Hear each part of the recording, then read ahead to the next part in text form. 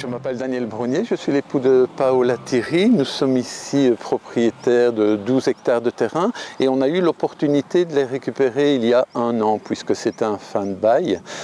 Les prairies avaient été exploitées intensivement, maïs, orge, dans une agriculture intensive et nous voulions refaire un projet plus respectueux de l'environnement et contrecarrer également le parasitage de notre vieux verger qui avait été parasité par des campagnols terrestres. Donc on a planté des arbres, beaucoup plus d'arbres, 174.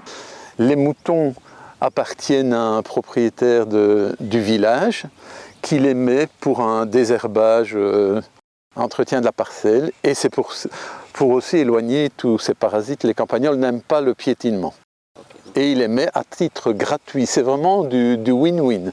Pour nous, l'amendement est naturel des moutons et on a aussi un éloignement des parasites. Mais pour nous, les 4-5 premières années, c'est faire, non pas fructifier les arbres, mais les faire grossir. Il faut qu'ils fassent du bois. Et dès qu'il y a des fleurs ou des fruits, nous devons les arracher parce que la croissance est beaucoup plus ralentie à partir de ce moment-là. Donc pendant 5 ans, il n'y aura pas de projet de valorisation des fruits. Ça n'arrivera que la 6e ou la 7e année, on verra quel diamètre ils auront à ce moment-là pour pouvoir supporter leurs fruits. Il est vrai que quand on achète un arbre, on a tout de suite envie de voir des fruits dessus, mais c'est mauvais pour la croissance de l'arbre en lui-même. Et les mouches reviennent, les insectes, les hirondelles et les cavernicoles se réapproprient le terrain. Tout ça est très bien. On a placé également avec le projet Natagriwal des nichoirs et des hôtels à insectes, à hérissons, des nids également à gauche et à droite.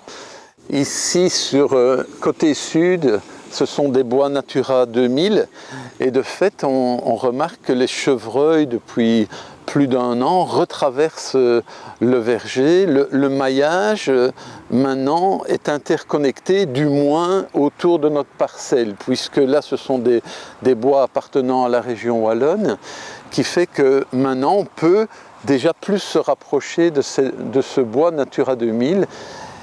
On remarque également l'implantation d'un couple de geais, de colombes, tout ça c'est nouveau.